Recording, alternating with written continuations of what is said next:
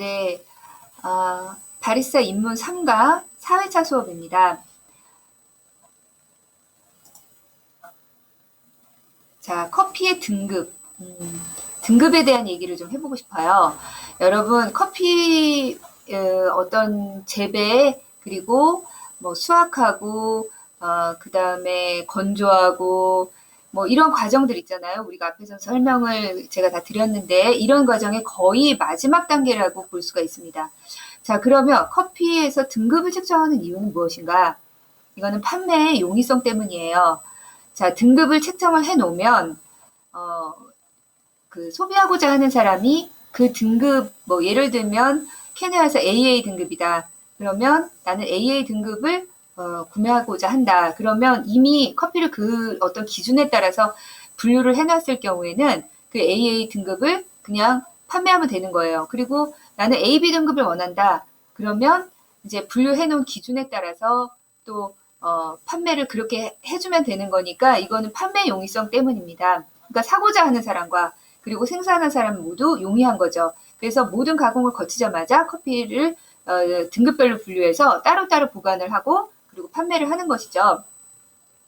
자, 나라에 따라서 그 분류하는 방법이 굉장히 다양한데요. 하나하나씩 한번 좀 볼까요? 자, 먼저 화면을 보세요. 죄송합니다. 자, 크기에 의한 분류입니다.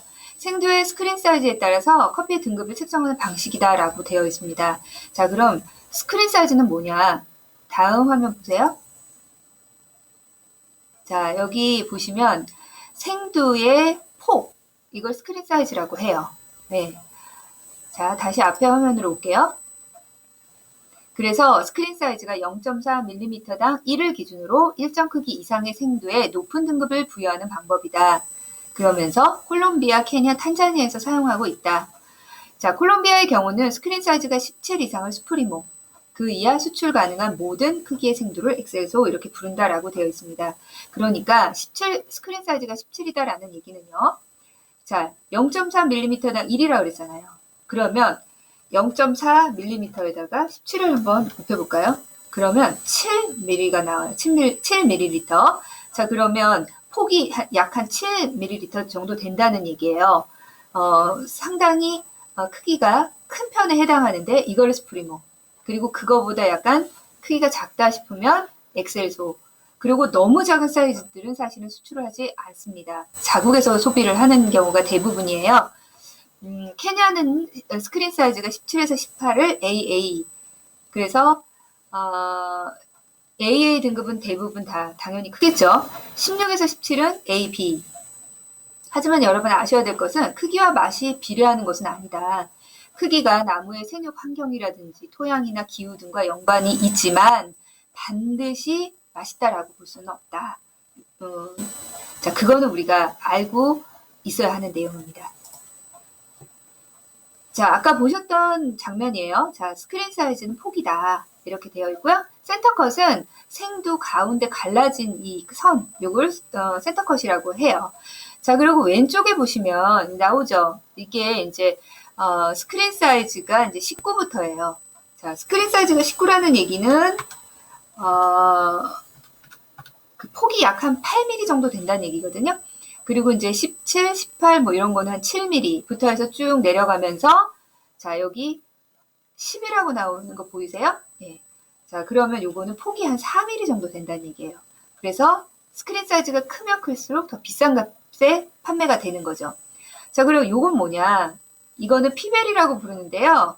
여러분 2회차 수업 때 아마 제가 잠시 설명을 드렸을 건데 그 피베리는 그 체리 안에 생두가 하나만 들어있는 그런 그 생두를 얘기해요. 그래서 이 피베리는 또 피베리대로 자 이렇게 분류를 하게 되는데요. 일반적으로 일반 생두에 비해서 피베리가 약간 크기가 작거든요.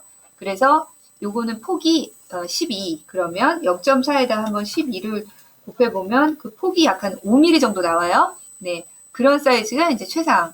그리고 그 밑에 등급 이렇게 해서 구별을 하고 있다는 얘기죠. 이해되시죠? 자, 그래서 여기 보시면 아까 제가 얘기했어요. 스크린 사이즈에 따라서 수프리모 등급, 그거보다 더 클 경우에는 프리미엄 등급이라고 얘기를 하고요. 그 다음에 이제 엑스트라에서 스크린 사이즈 16등급, 그 다음에 15등급, 이렇게 돼서, 수출을 여기까지 15, 스크린 사이즈 15까지는 사실은, 수프리모 엑셀소라고 얘기하면서 수출을 하죠. 예, 그렇지만 나머지 등급들의 경우는 사실은 자국 내에서 소비를 하는 경우가 많고요. 그러다 보니까 사실 원산지에 가면 정말 좋은 커피를 마실 수 있을 것이다 라고 생각하지만 꼭 그렇지는 않아요. 원산지에서는 자국민들이 마시는 커피를 마셔보면 사실은 우리가 한국에서 마시는 뭐 예를 들면 콜롬비아다 해서 그 콜롬비아에 가지고 있는 좋은 어떤 향과 맛을 기대할 거라고 생각하지만 기대를 하죠. 그렇지만 실질적으로 현지 사람들이 마시는 거를 같이 이렇게 마시다 보면 꼭 그렇지만은 않다라는 생각도 들더라고요. 자, 오른쪽에 있는 표는 콜롬비아입니다. 수프리모 등급 17, 그리고 엑셀소 15, 17 이하인데, 수프리모는 17 이상, 그리고 엑셀소는 17 이하지만, 15까지도 허용이 되고, 그리고 나머지 것들은, 우리가 한국에선 찾아볼 수는 없다. 그리고 케냐는 AA 등급 스크린 사이즈 17, 18, 그리고 AB 등급 15에서 16, C 등급 14에서 15, 이렇게 되고요. 탄자니아 역시 생두의 크기에 따라서 등급을 분류하는 나라예요. AA 스크린 사이즈 18, A 17 이렇게 볼 수 있고요. 하와이 미국 그 주 중에 하나죠. 하와이는 여기도 마찬가지로 스크린 사이즈에 의해서 등급을 책정하는데요. 코나 엑스트라 팬시라고 있습니다. 이런 것들은 정말 큰 사이즈 19, 그리고 디펙트가 10 이내. 요 얘기는 조금 더 뒤에서 제가 설명드리고자 하는데, 디펙트라고 하는 거는 결점들을 얘기해요.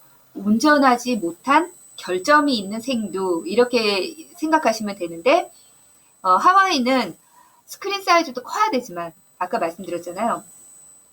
스크린 사이즈가 크다고 하는 것이 꼭 맛있다라고 할 수는 없다. 대신에 디펙트가 적어야 된다. 디펙트가 들어가게 되면 맛이 변해요. 온전하지 못한 생두라는 얘기는 예를 들어서 곰팡이가 있을 수도 있고요. 또 벌레를 먹었다거나 썩었다거나 발효됐다거나 뭐 이런 생두들을 우리가 결점두라고 부르는데요. 이런 결점두들이 들어가게 되면 커피 맛이 굉장히 많이 달라져요.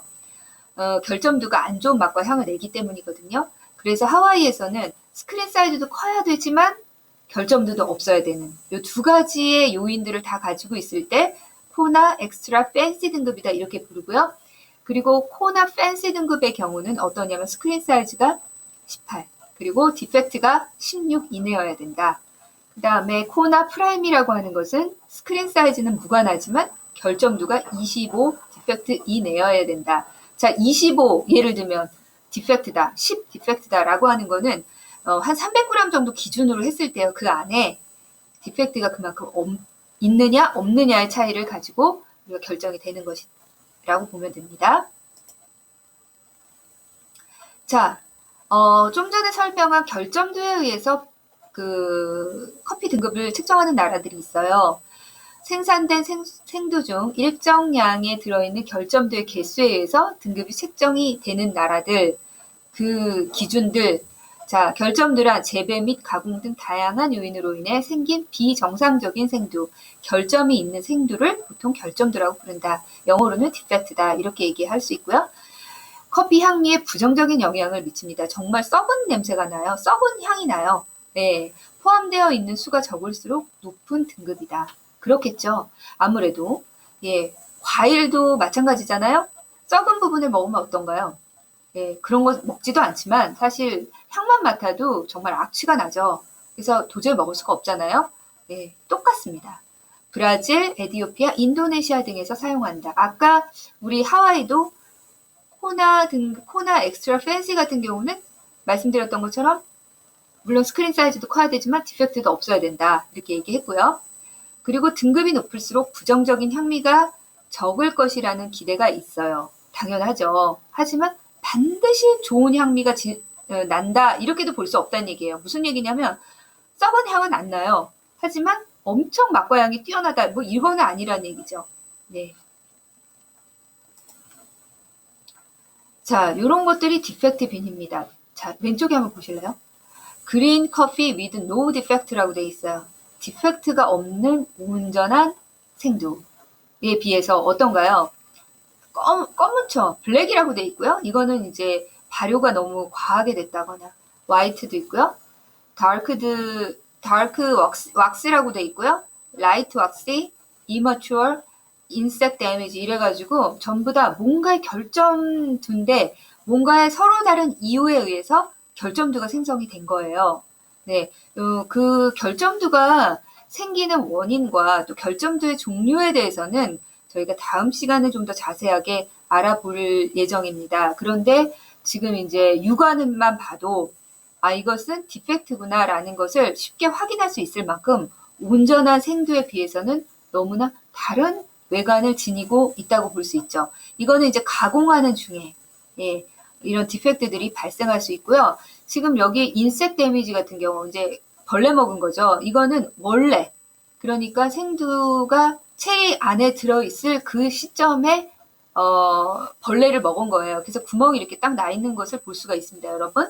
예, 이거는 가공 과정 중에 생긴 그 결점두가 아니라 이거는 원래 체리가 자라고 있었을 때 생긴 데미지라고 볼 수가 있는 겁니다. 자, 그래서 여러분 이런 것들이 예를 들면 블랙 같은 경우는요, 발효가 됐어요. 그러면 이런 것들이 이제 커피 안에 잘못 들어가서 로스팅이 되고 또 분쇄가 돼서 한 잔의 커피 안에 들어있다. 그러면 정말 커피가 가지고 있는 맛과 향을 완전히 망가뜨리는 주범이 될 수밖에 없는 거죠. 그래서 이런 부분들에 대해서도 우리가 좀 더 자세히 알아보도록 하겠습니다. 네, 이제 이 부분부터는 여러분 결점두에 대한 것인데요. 생겨나게 되는 원인과 또 그것 때문에 나게 되는 어떤 맛과 향에 대해서는 저희가 다음 시간에 좀 더 자세히 알아볼게요. 자, 그리고 오늘은 수업을 여기까지 하도록 하겠습니다. 자, 그래서 여러분 저희가 3주차 그러니까 3강까지 수업을 했어요. 네, 그래서 여러분 혹시 궁금한 사항이라든지 좀 뭐 이해가 안 되는 부분들 이런 게 있다라고 하면 언제든지 여러분 연락 주시면 좋을 것 같고요. 그리고 이 수업은 저희가 유튜브에 이제 올라가게 되는데요. 그때 여러분들이 수업을 들었다라는 것들을 학번과 함께 댓글로 좀 남겨주시면 좋을 것 같아요. 그러면 여러분의 출석이 인정이 된다라고 보실 수 있겠습니다. 자, 그럼 수업 여기까지 하도록 하겠습니다. 수고 많으셨어요.